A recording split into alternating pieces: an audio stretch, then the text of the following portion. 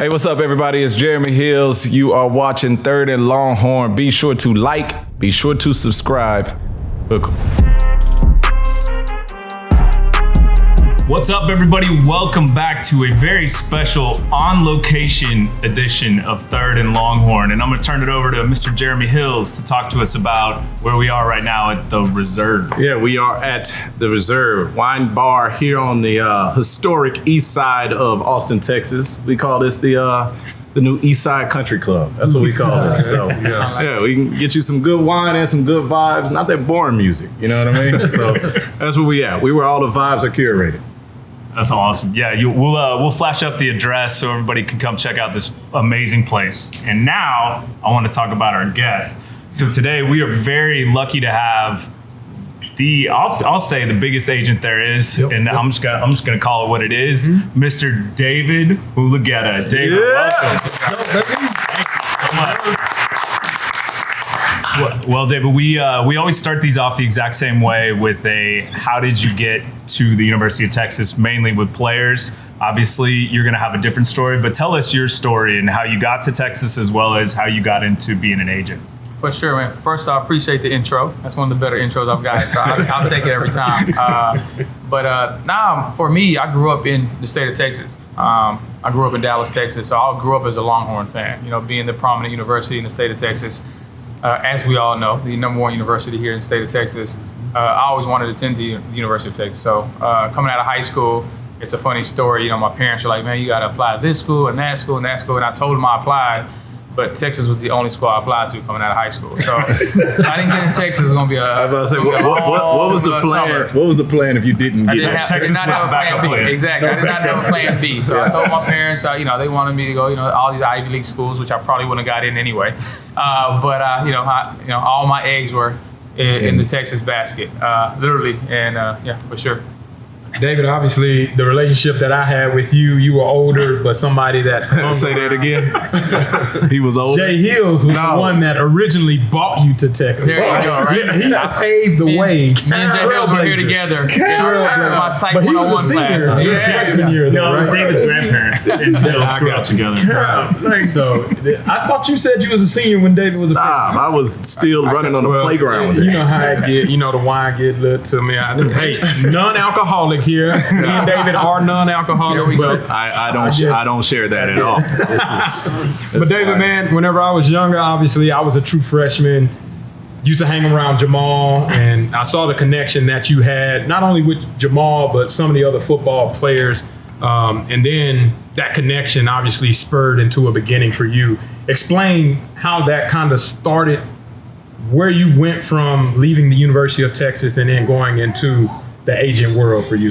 Yeah, for me, to be honest with you, I got, I never wanted to be an agent, when I was in undergrad. As a son of immigrant parents, it was always a couple options as far as what your career goals were going to be. It was either a doctor, a lawyer, engineer, that's all they knew. That's not bad options. Exactly. So those were kind of the three options. So I wanted to be, I was scared of blood. So the doctor thing wasn't going to work out for me.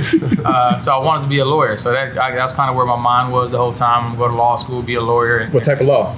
I went to do corporate law. So as I went to the business school at the University of Texas at Austin, Macomb School of Business. So I wanted to be a corporate lawyer. I wanted to do M&A work. So that was kind of my mindset going into, I guess, as I was in college. So that was the goal, but as I got older and, things changed, I had to find a way to make money, while I was here at the university. Obviously, my parents both worked hard, but we didn't come from money, so I had to figure out a way to make money. So me and my roommate at the time, Brian Carter, who actually played football. Did he play with you, DJ? Yeah. Okay, so so Brian Carter. He came after Jay Hills. Okay, he was a few years after Jay, but I think the same time. I don't follow these timelines. DJ was here. He was on the national championship team, but me and Brian were roommates, and we decided, hey man, we should start throwing parties. So we started throwing what we call the official UT football after parties, and we started doing that, and I would say just, out of pure luck, relationships started happening with different athletes just because we were throwing the events. And that's kind of how I got my start. I knew a couple guys on the football team just because I had a couple guys from my high school that were playing football. But as we started throwing these parties, myself and Brian, I started developing more and more relationship with football players based on the parties we were doing just to make money at the time, to be honest with you. And that's where my relationship with Jamal started. We became very close, and I can say Jamal is the reason that I got introduced to the business of being a sports agent. Really? Yeah. Jamal Charles introduced you into being a sports agent. Yep. So a lot of people got to thank Jamal Charles. Absolutely. Yeah, so Jamal was going into 2008. He was going into the draft that year, and he was out there training. I went to visit him while he was training down in California and met his agent, Andrew Kessler, and Drew asked me if I wanted to do an internship that summer before I started law school. And I was like, hey, man, I don't really have anything else going on. So I decided to do the internship, and kind of the story read itself from there. But I mean, from what I know about interns at sports agencies, especially one as large as Athletes First, I don't imagine it was just an overall just enjoyable experience. What drew you to actually wanting to become an agent? Yeah, so my first summer there, which was the summer of '08, so before I started law school, before my first year of law school, I went and I did an internship, and you hit it right on the head. I was doing lunch runs, I was printing and binding, and as you guys know, you guys know me pretty well. That probably, that didn't really fit, what I thought of myself at the time. You know what I mean? I thought highly of myself, like most of us do. So, after that summer, I told those guys, like, yeah, I don't think being a sports agent is gonna work for me. Yeah. So that next summer, after my first year of law school, I didn't go back. But then Andrew called me again after my second year of law school, wanted me to come back in and do an internship, and he told me I could shadow him and really get a feel for what being a sports agent was. I did that, and I kind of fell in love with it. I figured, hey, this is the way I can, I was passionate about sports. I grew up playing sports. It's crazy. The only sport I didn't play growing up was football. And I guess you guys can tell why. I wasn't built to play football, unfortunately, but I played everything else, baseball, basketball. I did everything. But I grew up in the 90s in Dallas. I was a big Cowboys fan, so I was always a football fan. So I figured once I did that second internship, I was like, man, I can really use this law degree and stay involved in sports, which I was super passionate about. What did Drew see in you to invite you back after you didn't come back the second year? You might have to ask him that. But it worked out. It all worked out. But I don't know, man. I think what he told me was, he felt like I was somebody who could really relate to, different people, different backgrounds. I had a way with people is the way he put it. That and obviously my love for football, I think was the reason. But again, you'd have to ask Kessler. But him and Jamal would say are the two biggest reasons I got introduced to the business and decided to pursue it. Yeah, that's a great question. I've always wondered, like, what was about David that drew you to athletes. Like, everybody had a deep connection with you, even though they were younger or older. And I've always seen you around. We went to school together.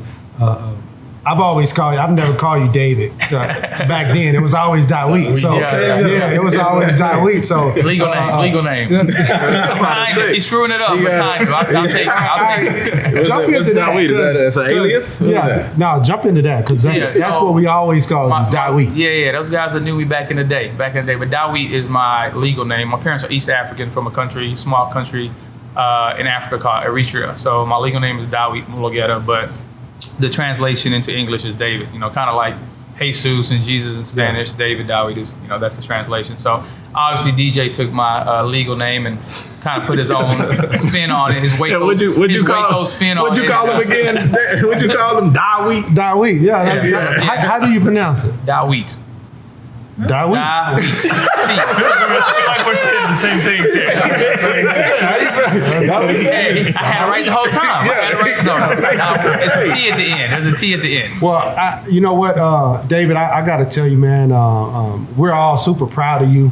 We've seen you, and I say come from the bottom, meaning you just started at the bottom at the end of the day when it comes to the agent world. But, man, you have climbed the charts. I mean, there's no one better, man. There's no one better. I don't think a lot of people see the glory now, but they don't know the story behind just the sacrifice you have to make. I mean, you got a full-blown out family at home, gorgeous wife, beautiful kids, 3 boys. What is that like, dealing with being the best agent out there now and having to have a beautiful family at home waiting for you? Yeah, man, you really got to balance it. It's funny because I get that question a lot of time from, young agents that want to be agents and kind of ask me, how do you really balance that work-life process, right? For me, I think the biggest thing is when you're at home, you got to do your best to be present, right? You're on the road so much and you give so much of yourself to others, right? And this is the job you chose. But I think when you're at the house, you just got to make sure you're super present. try to stay away from your phone as much as possible, which is a lot easier said than done. But I think just being super present at home and making sure, you make those sacrifices. I understand that you're making sacrifices to be away from home. So when you're there, I try never to miss a field trip. I've never missed a birthday, obviously, all the holidays. So there's certain events where you have to make sure that you put your family and that part of your life ahead of the business side of it, right? And to be honest, I think it becomes easier as you get older, right? On the front end, you're head down, grinding, trying to work as hard as you can, and everything's about the business, right? But luckily, God willing, I've gotten to a point now where I can say, okay, you know what? I don't have to chase that player. I don't have to chase that situation. I'd rather spend these time with my wife and my kids, which is far more important. And those are times you don't get back. You know what I mean? Somebody told me a long time ago, man, when you get a lot older, you're going to look back at it, and it's not going to be about the amount of money you made or the deals you did. It's about how much time and memories you created with your family. So, and that goes in any business, right? Whether you're a agent, a doctor, whatever you do, just making sure you understand the importance of your family, and that time moves quickly, and you got kids, DJ, you know how it is, man. You turn around if you haven't been home, especially when they're young, you leave for a week or two and they're a whole different person when you get back, right? So to me, it's just, understanding that and making sure that, you understand, hey, work, there's time for work, but I have to make time for the family side of it. So what's that look like? Like, obviously there's a balance that you created, but when we think about the actual work part of it, most people, I say on average, don't know what an agent does. We know you do the deal for the athlete, but like outside of that, I think we all think Jerry Maguire. So like, what does or ballers? You want us to think ballers? We think Jerry Maguire. What does your work life look like? Yeah, the good thing about being an agent is no one day looks the same. No 2 days, look the same, right? So one day, you might be working on negotiating a contract for a player. Another day, you might be negotiating a house. Trying to work down the price of a house for a client. Another day, you might just be lending an ear to a client who's gone through a lot, who has things going on at work or in their personal life. So I think that's the part that makes it so interesting, is that it's always something new. You know what I mean? I've had, me and Alex have had 3 a.m. phone calls a couple times. Alex, who was a client of mine while he played, and still family to this day. We've had 3 a.m. phone calls where, some of them were good and it was all fun and games, and some of them were like, man, we got to figure this situation out, right? So I think for me, it's just always having, you're working with people that you care about. You've seen these guys kind of make that transformation from college football players, and, young men into, adults with families, and watching just kind of that transition, become businessmen like you, obviously. I've known you since I was 12. You were 20, but I always knew David would be something. But always, just watching guys, really kind of go through life and become, mature, and become successful, and start taking on other, responsibilities is always awesome, man. So it sounds like it's much more than just the contract. Oh, 100%. I think contracts, probably make up, I don't want to say the smallest part of the business, because they are the most important, because they set people up for generational wealth and, be able to take care of themselves and their families. And, as a football player, you're putting all that blood, sweat, and tears in to get that contract. So obviously that's the most important thing. But from a time standpoint, I would say there are many other things that take up a lot more time than that. People, at the end of the day, these athletes, they're phenomenal athletes, the greatest in the world, but that's just a part of who they are. It's not who they are, right? These guys are, whether they enjoy gaming, they might be into architecture, they might be into real estate, whatever it is, there's a million other things that these guys enjoy doing. And I think, fortunately for them, where we're at now in a society, they're able to take advantage of that and use football just as a platform, as opposed to football being, their entire makeup. Yeah, and I kind of want to speak on that a little bit too. Like David mentioned, I think I might have been like your 5th or 6th client, David, something like that. You're one of the first. Yeah. So and that means you're old as hell. But okay. Go ahead and date yourself. You down there telling your age, bro. You down there telling your age. Hey, I mean, they can look it up. Class of what? 2013. That was a good class, though. That class was 08. Leave me out of this. Yeah, but no, David, that was a great class. It was me, Kenny Vaccaro, Marquise Goodwin. Really good class. Texas legends. Absolutely. I kind of want to, speak on that, because I truly feel like you helped me grow and develop into a man. And people think that being an agent, is just doing deals and negotiating deals, when realistically, as a rookie, it's all slotted, if I'm correct, right? Nowadays, so most of the work early on is helping you develop and grow into a man so you can sustain yourself throughout your career. And I really give you them props for helping me grow up.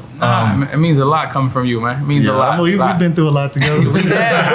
Tell us about one of those 3 a.m. calls, the one that wasn't so fun. We'll put it like this. I got a podcast called Behind the Face Mask. I plan on having David on it. We'll talk about that. Talking about teaser. I like it. Did we just get a drop for another podcast? Says the guy who ran his Side you on.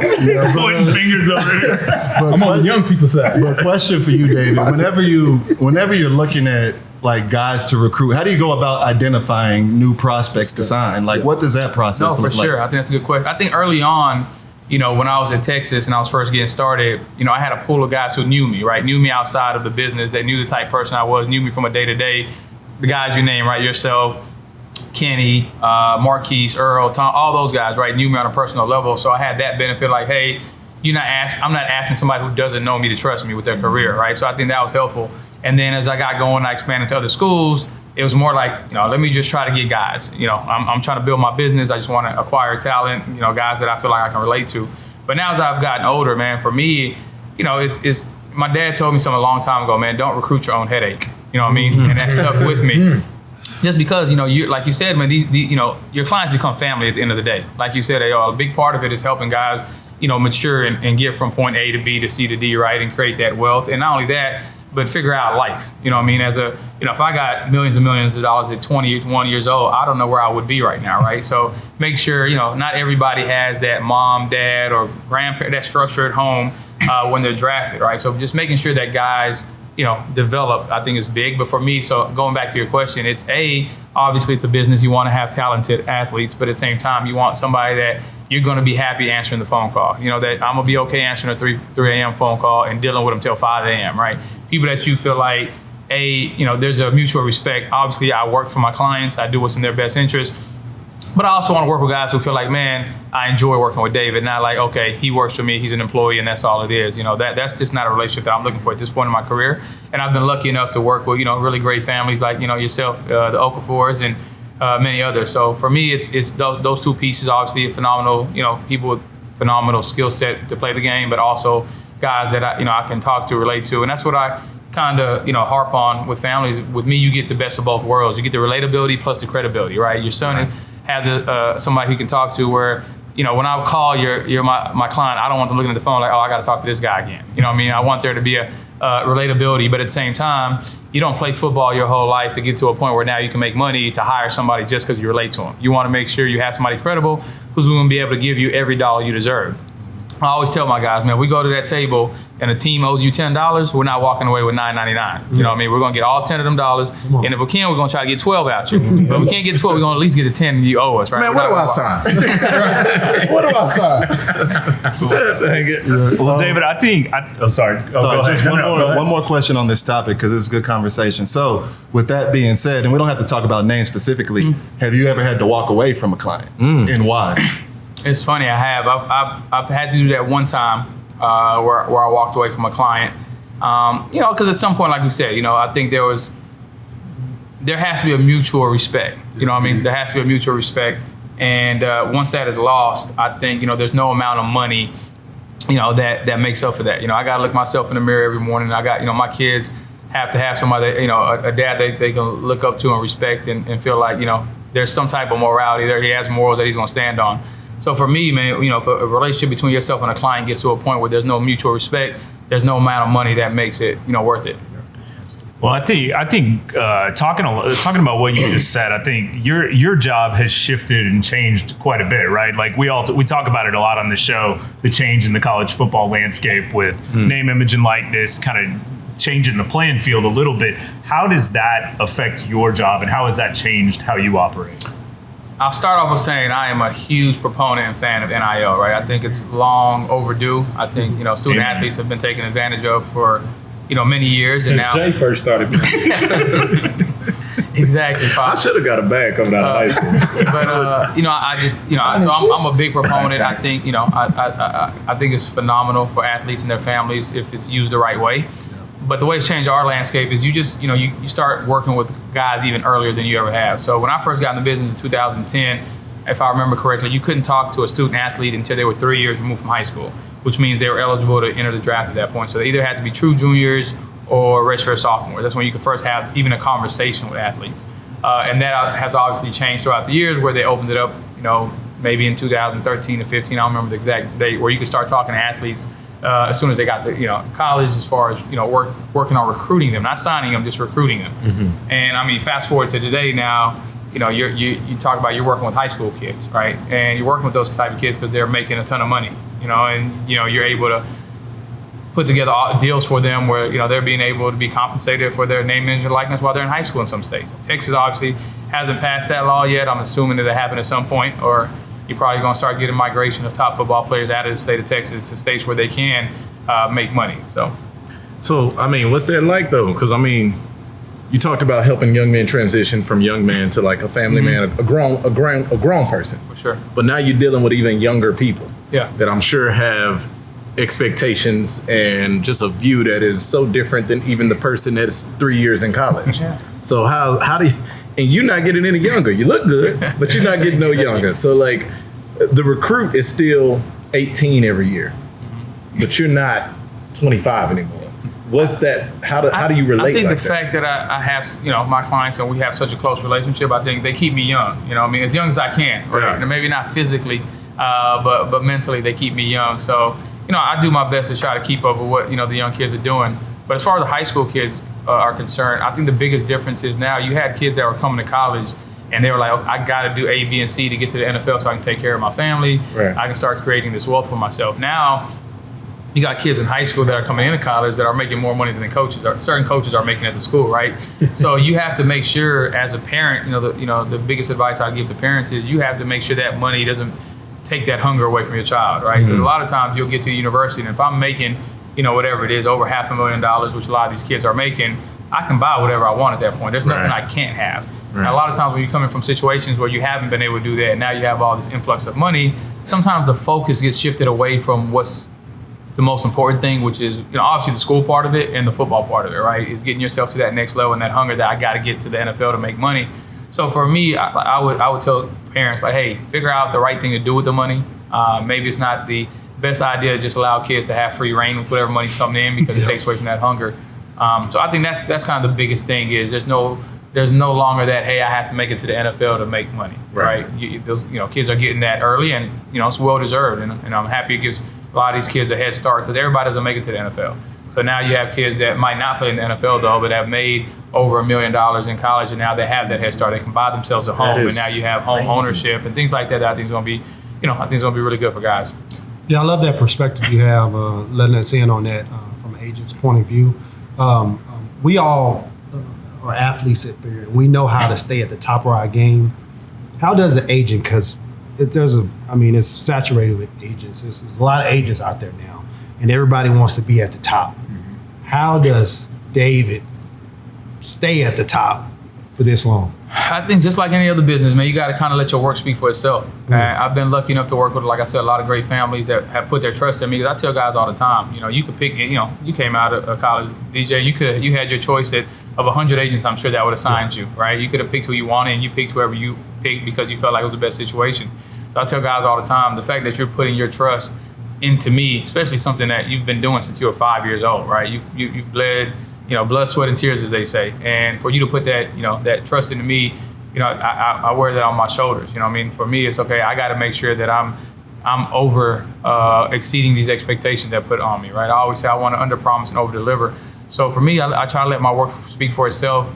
I'm big on the family part of it. We have a, kind of our motto, family ties, which is, iron sharpens iron. Now I try to bring all my guys together. We do an event in Austin every summer where all the guys come together. We do a whole week of working out, charity events, and then just, time to enjoy each other, but whether it's bowling, paintballing, go-karting, just so the guys can get to know each other, the older guys, they get to see the younger guys that are coming into the league and like, hey, I got to make sure this hunger's still there. I got to make sure I'm still working, right? But then you get the younger guys that get to come in, they get to see the older guys, how hard they work. You see a guy, if you're a corner and you see a guy like a Jalen Ramsey out there who's made over $100 million playing football, but you see the type of work he puts in, right? And the effort that he puts in. You see these guys out there. So I think for the young guys, that mentality of it's never enough. I've never really made it. I got to keep working to get to this level, or how you take care of your body.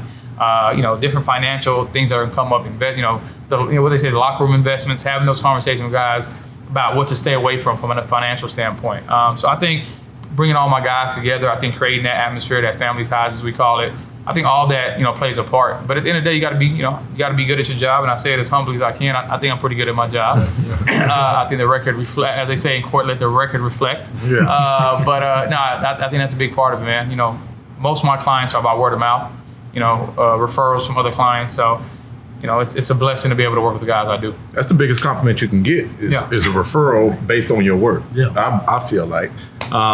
One thing we like to ask all of the athletes that have done this podcast is like, who's a player? Stop looking like that. I didn't like how you said that. Like, you're not an athlete, but I'm going to ask you to say that. I feel like that's what I was Is that why you start looking at me? All right. Once an athlete, always an athlete. One of the questions we've asked previous athletes is like, who have you looked up to? Who have you emulated your game after, right? Yeah. So like thinking about you in your profession, Good question. not your athletic ability. Who knows what that looks like? But like you in your profession, like was there ever a person that you looked at and said, oh, I want to do it like that? And obviously you put your own spin on it, but I want to do it like that. So for me, like I said earlier, I never planned on being a sports agent. So it wasn't like I was really looking up to somebody as I was going through kind of the younger years of my life. But I think once I got into it, just doing my homework, guys like Eugene Parker, who I want to say is like the godfather of African-American agents, represented Deion Sanders, and a plethora of other Hall of Famers, right? I think that was a guy that I really did some homework on and researched, how he was able to kind of break down barriers and open doors for, agents like myself. And then there's another agent, named Ben Dogra, who, and everybody always asks me why Ben, but Ben was a guy when I first got in, he was at the top of the game, was signing everybody. I mean, I think, he represented a bunch of Texas guys from, I believe, like Michael Huff and Michael Griffin, Roy Wood, all these guys. So I knew of him. And when I found out how he, who he was like a shorter Indian guy, never played sports, but the fact that he had the ability, as a guy that wasn't from here, but, from the United States, didn't play sports. When you looked at him, probably wasn't a guy where you'd be like, okay, he was an athlete his whole life, Yeah. But his ability to literally sign anybody from any background. He could walk into a room and whether you were an African-American or you were white, you were Samoan, whatever you were, he was able to relate to you. He was able to get you signed. He did great deals as well. So somebody like that, like, man, how is he able to do that? You know what I mean? So that, to me, that was super impressive. And I used to tell people, man, I would pay money to sit in a room and watch Ben Dogra recruit. I mean, that's how impressive I thought he was from the outside looking in. But yeah, those would be kind of the two guys that I think when I first got into it, I looked at like, man, I want to kind of see how they got to the point they're at. Are those guys still active today? Eugene unfortunately passed away. A few years back. And Ben, I don't believe he's practicing anymore. I think he did a great job, and I think he's retired as of now. David, I got a question from a standpoint of workflow that we talked about earlier. I'm gonna lay out some scenarios. You tell me which one requires the most of your time. Okay. Free agency, whenever it just opens up. Okay. The NFL draft, or dealing with NIL. Which one is like the most consuming, or the one that causes you to be present in that moment the most? Great question. So two different, okay, I answer like this. So free agency when it opens up is like drinking out of a fire hydrant, right? It's so much, you know what I mean? It's so much all at once. There's a time limit on how much money's out there. It gets spent very quickly. Teams are jumping, hey, if we can't get your guy, we got to get somebody else. So being able to really understand the marketplace, understand when you need to move now, when you can wait on money, I think just having, all that going on at once. Like I said, it's like, trying to drink out of a fire hose, but it's awesome. You get your blood pumping. It's a phenomenal experience. This last free agency, I think, I worked with a lot of good guys. I think we ended up doing over $1 billion in deals in the first day of free agency, which was phenomenal. That's a height right there. Athletes First has an agency did $1 billion in 24 hours. In the first 24 hours. Man, we in the wrong profession. so let's start our agency, guys. So that was cool. But then now from I guess just what takes up the most time in general throughout the year, I would probably say NIL. Just because, again, the recruiting process is always taking up most of your time as an agent. Like I told you, contracts takes a good amount of time, but there's, it starts and ends, right? The problem with recruiting is there's no start and end date. Yeah. You're recruiting year round. There's never a point. If you want to stay relevant, you want to stay representing guys. I always tell people the easiest way to do a veteran contract is to do their rookie contract, right? Because if you do a good job for guys, they're not going to leave you. So I always tell people that. So I think NIL now, which is pretty much synonymous with recruiting, is what's going to take up most of agents' time at this point. Now the draft, it takes up time, but again, the guys are training. You're not doing the actual training of your guys. We have our own facility where guys train. Those 3 days during that draft process, that Tuesday, Wednesday, Thursday, take up a lot of time. But as a whole, as far as year round, I would say NIL without a doubt. Well, speaking of the draft, we just finished up the draft. First of all, a record-breaking draft for our UT Longhorns. 11 players drafted in the first 6 rounds. Every player that was invited to the NFL Combine, all of them got drafted. Coach Sark's doing a hell of a job there. I want to say that. But and then congratulations to you. You had another first rounder again after we seen 14 straight offensive players. I couldn't believe I was watching this. But record. We got a chance to see Mr. Dallas Turner come off the board shortly after. And so congratulations, another first rounder. What was your phone like during that whole draft experience? So on actual draft night, your phone's not that loud, right? Because all the work's been done. At that point, the teams pretty much have what they call a big board of players, where they're like, okay, these are the players we like in this order. If these players slip, they have that as well. They got their needs, but then they match them up to best player available. And some teams draft off need, some teams draft off best player available. So it kind of depends based on your philosophy as a GM. So for us at that point, we've made the calls, over the last 3 months, we've had those phone calls. We've talked to teams about guys, what their character is, how we think they fit in locker rooms, what we think they're best at. And we've done all that. So by the time you get to draft day, it's actually pretty calm. I think, maybe nerves are at all-time high just because, again, you want your client to be happy at the end of the day. I always tell guys, man, on draft day should be one of the happiest days of your life, right? So by the time you get to draft day, you want to have that feeling that I've checked every box. I've literally put myself in the best position I can put myself in. There's nothing I would have done different. And if you feel that way on draft day, then you can, you have to be calm and figure out, God's going to put you where you're supposed to be. So that's what I always tell my guys. As long as you get to draft day, you get on that couch, whether you're at home with your family, you're at the actual draft, and you feel like there's nothing I would have done different previously, the work has been done. So what was it like then? I'll ask you this, with your client, that by pick 12, we've seen 6 quarterbacks off the board. Yep. If I'm the family, I'm looking at you like, what if we didn't expect this? And that's the cool thing about who we work with. I mean, the Turner family's phenomenal. They're, super smart. They saw that it was a run of offensive players, had nothing to do with Dallas and his talent level. It's an offensive league. All the rules are being created to help the offenses. They want to see points put on the board, so it only makes sense that you're going to get a bunch of offensive guys drafted. It was the first time that 14 in a row got drafted.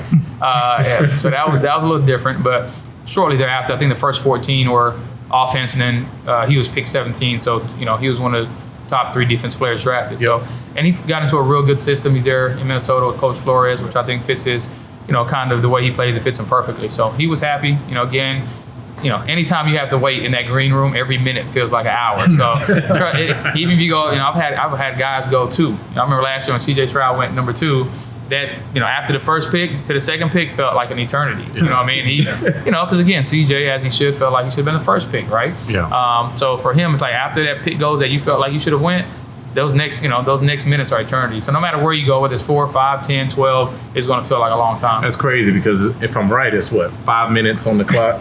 10 minutes. 10 minutes on the clock. So 10 minutes on the clock, and he's saying it felt like an eternity. Oh yeah. Well, let me just say this before we move on behalf of everything Houston Texans, we are so glad that CJ Stroud did not go number 1, and I hope he takes that as the compliment that is meant to be. He's excited to be where he's at.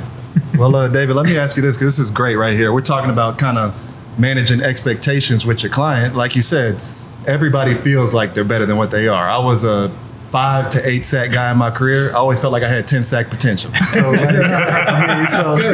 I've seen you get 4 in a game. That is true. Yeah, that was at the college level. A little different, but that's how it starts. Was that in San Antonio, right? The bowl game? I remember that. You can't take that away, though.